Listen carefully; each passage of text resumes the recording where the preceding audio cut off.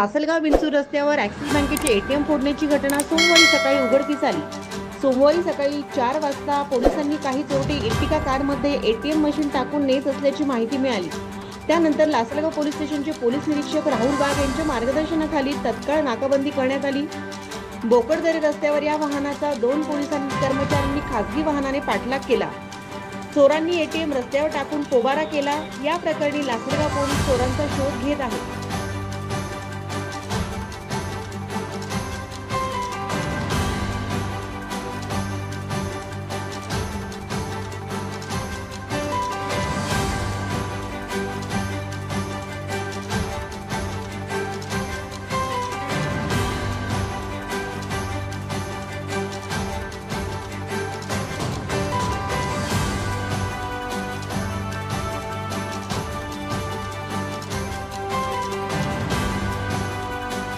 Police स्टेशनच्या हद्दीत लासलगाव विंचूर रोडवरील ॲक्सिस बँक त्याच्या बाजूला असलेले ॲक्सिस बँकेचे एटीएम या येथे सकाळी 4 वाजेच्या दरम्यान एटीएम चोरीची घटना घडलेली होती।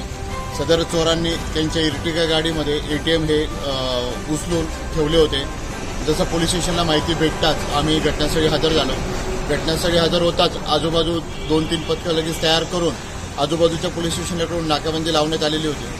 त्याच दरम्यान बोकडदरा विंचूर दरम्यान एक गाडी संशयास्पद इर्टिगा जात आहे असं कळाल्याने त्यातील योगेश शिंदे व बारगळ यांनी प्रायव्हेट गाडीमध्ये त्या गाडीचा पाठलाग केला।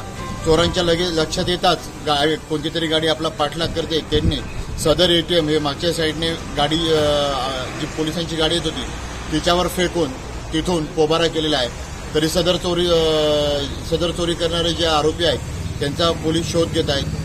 तरी कोणालाही अशा गाडीबद्दल माहिती भेटल्यास लासलगाव पोलीस स्टेशनशी संपर्क साधावा। जय हिंद, जय महाराष्ट्र।